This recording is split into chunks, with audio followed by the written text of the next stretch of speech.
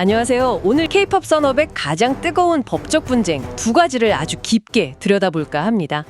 이게 시작부터 스케일이 좀 다른데요. 하나는 뉴진스 뮤직비디오를 둘러싼 10억 원짜리 소송이고요. 다른 하나는 전 멤버 다니엘을 향한 431억 원짜리 소송입니다. 네, 이 두 사건이 사실 단순히 그냥 돈 문제로 볼 게 아니거든요. 그런가요? 네, K-팝 산업이 오랫동안 뭐랄까 신뢰나 관행 같은 인간적인 관계에 많이 의지해 왔잖아요. 그렇죠. 끈끈한 정 같은 게 있었죠. 바로 그게 이제는 차가운 계약서나 법리라는 현실과 어떻게 꽝 부딪히고 있는지를 아주 극명하게 보여주는 사례들이라고 할 수 있습니다. 와, 충돌이라는 표현이 확 와닿네요. 좋습니다. 법정에서 오가는 서류상의 논리, 그리고 팬들 앞에서 흐르는 눈물 사이의 이야기. 오늘 이 숫자들 뒤에 숨겨진 진짜 의미를 한번 찾아보겠습니다. 자, 그럼 첫 번째 사건부터 시작해보죠. 10억 원짜리 뮤직비디오 소송. 뉴진스 소속사 어도어가 외주 제작사 돌고래 유괴단을 이겼다는 1심 판결이 나왔어요. 이게 대체 어떻게 된 일인가요? 사건 발단은 아주 간단합니다. 돌고래 유괴단이 제작한 뉴진스의 ETA 뮤직비디오, 그 감독판 영상 때문이었는데요. 네, 저도 그 영상 봤습니다. 제작사가 이 영상을 자신들의 유튜브 채널에 올린 거예요. 근데 어도어 측 주장은 계약서에 명시된 서면 동의 없이 올렸다, 이거죠. 서면 동의가 없었다. 네, 그래서 소송을 걸었고 법원이 어도어 손을 들어주면서 10억 원을 배상하라고 판결한 겁니다. 핵심은 서면 동의군요. 근데 제작사 입장에서는 좀 억울했을 것 같아요. 자료를 보니까 이전에도 비슷한 방식으로 영상을 올려왔고, 맞아요. 당시 어도어 대표였던 민희진 씨랑은 구두로 이야기가 됐다고 주장을 했거든요. 일종의 관행이었다, 이런 거죠. 바로 그 지점이 이 재판의 완전 핵심입니다. 한쪽은 지금까지 늘 그래왔고 말로도 괜찮다고 했다는 관행과 신뢰를 주장하는 거고요. 네. 다른 한쪽은 아니다, 계약서 8조 3항에 명시된 서면 동의 절차 그거 안 지켰지 않냐, 이 법적 원칙을 딱 내세운 겁니다. 여기서 정말 흥미로운 질문이 생기네요. 돌고래 유괴단이 업계에서 정말 실력자들이고 민희진 전 대표와도 오랫동안 같이 일해온 파트너잖아요. 그렇죠. 아주 유명한 팀이죠. 근데 왜 이런 일이 벌어졌을까요? K-팝 산업에서는 이런 구두 합의나 관행이 그렇게 흔한 일이었나요? 굉장히 흔했습니다. 특히 이 크리에이티브가 중요한 영역에서는요, 빠른 의사결정이 생명이거든요. 그렇죠. 타이밍이 중요하니까. 네, 그래서 상호 신뢰를 바탕으로 일단 진행하고 서류는 나중에 정리하자, 이런 식의 관행이 굉장히 많았죠. 하지만 이번 판결은 이제 그 시대가 끝나가고 있다는 아주 강력한 신호탄이라고 봐야 합니다. 시대가 끝났다. 네, 어도어 측이 법정에서 이런 말을 했어요. ETA 뮤직비디오 하나로 발생하는 유튜브 수익만 수십만 달러에 이른다고요? 네. 수십만 달러요? 뮤직비디오 한 편에? 네, 이게 무슨 의미냐면 더 이상 단순한 홍보물이 아니라는 거예요. 그 자체로 막대한 수익을 내는 핵심 영업 자선이라는 의미입니다. 아하, 자산. 네, 그러니까 어도어의 논리는 간단했던 거죠. 이렇게 중요한 자산의 공개를 서류 한 장 없이 구두로 알아서 하세요라고 허락했다는 게 상식적으로 말이 되느냐. 듣고 보니 그렇네요. 결국 이 상식은 기업의 자산관리 논리에 손을 들어준 셈입니다. 결국 이 판결은 그냥 두 회사 간의 다툼을 넘어서 K-팝 산업 전체에 보내는 메시지 같네요. 이제부터 친구처럼 이러던 시대는 끝났다. 모든 것은 계약서대로 간다. 어떻게 보면 산업이 성숙해지는 과정에서 오는 성장통일 수도 있겠고요. 종합합니다. 관계 중심의 산업에서 계약 중심의 산업으로 넘어가는 그 변곡점을 보여주는 상징적인 사건인 거죠. 좋은 게 좋은 거라는 말이 더는 안 통한다는 걸 분명히 한 겁니다. 이렇게 법정에서는 차가운 계약서의 논리가 오가고 있을 때 전혀 다른 차원의 싸움이 대중 앞에서 벌어지고 있었어요. 바로 전 멤버 다니엘의 라이브 방송이었죠. 이 두 개를 연결해서 보니까 이게 굉장히 의미심장하네요. 네, 그렇죠. 법적 분쟁의 또 다른 전선은 바로 여론이니까요. 여론. 다니엘이 소송 이후 처음으로 버니즈에게라는 제목으로 팬들과 만났습니다. 거기서 모르겠다, 왜 눈물이 나지?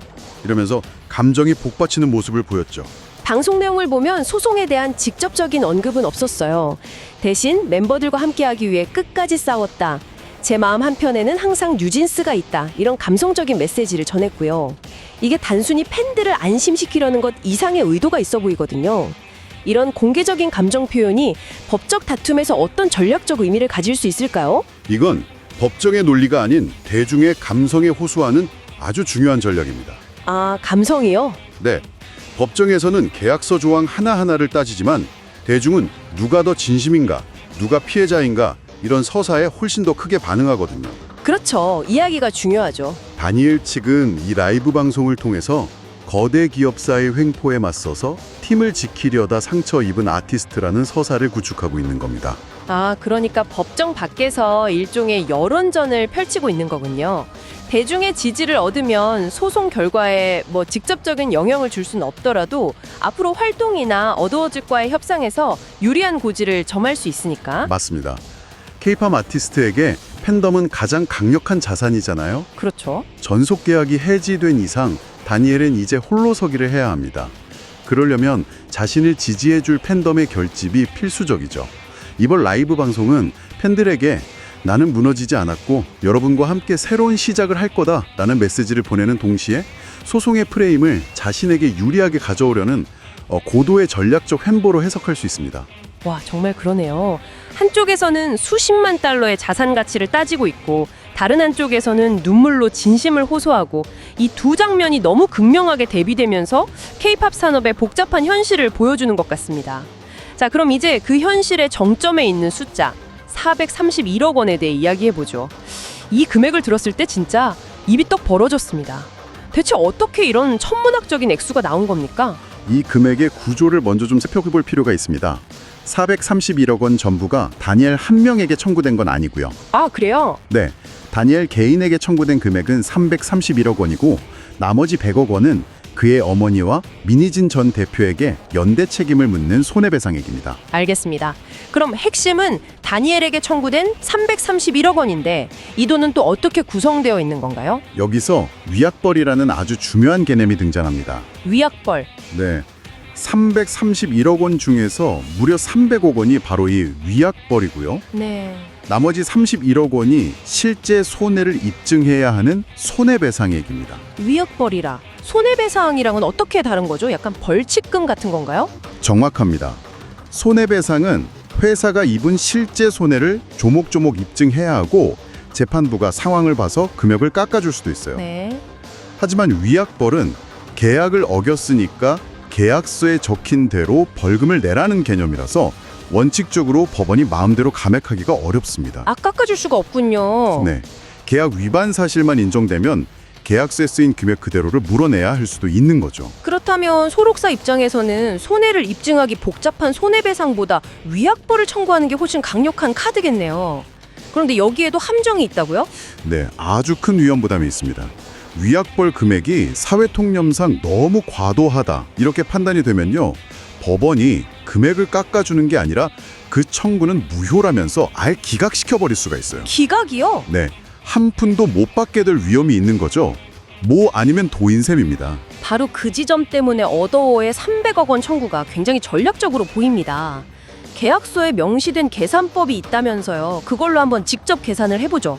네, 계약서에는 계약 해지 직전 2년간의 월 평균 매출에 남은 계약기간 개월수를 곱해서 위약벌을 산정한다고 되어 있습니다. 자료를 보면 뉴진스의 최근 2년간 매출을 기준으로 멤버 1인당 월 평균 매출이 약 18억 원 정도라고 나와 있네요. 네, 그 정도 됩니다. 그리고 다니엘의 남은 계약 기간이 56개월이고요. 잠깐만요. 18억 원 곱하기 56개월. 이게 계산이 1,008억 원. 거의 1,000억 원이 넘는데요. 이게 맞는 숫자인가요? 맞습니다. 계약서의 공식대로만 계산하면 1,000억 원이 넘는 금액이 나옵니다. 와. 그리고 바로 이 지점에서 어더우의 법률팀이 얼마나 고심했는지가 드러나는 거죠. 만약 1,000억 원을 그대로 청구했다면 재판부가 이건 너무 과도하다면서 기각해버릴 위험이 매우 큽니다. 아, 그래서 1,000억 원이 아니라 그보다 훨씬 적은 300억 원을 청구한 거군요. 계산상 나오는 최대치가 아닌 재판부가 이 정도면 합리적일 수도 있겠다고 받아들일 만한 상한선을 전략적으로 찾은 거네요. 바로 그겁니다. 위약벌이 기각될 위험은 피하면서도 상대방에게는 최대한의 압박을 줄 수 있는 그 절묘한 금액을 찾아낸 거죠. 이 300억 원이라는 숫자는 단순한 돈의 액수를 넘어서 소송을 설계한 치밀한 법적 전략의 결과물이라고 할 수 있습니다. 오늘 정말 대단한 이야기들을 깊이 파고들었네요.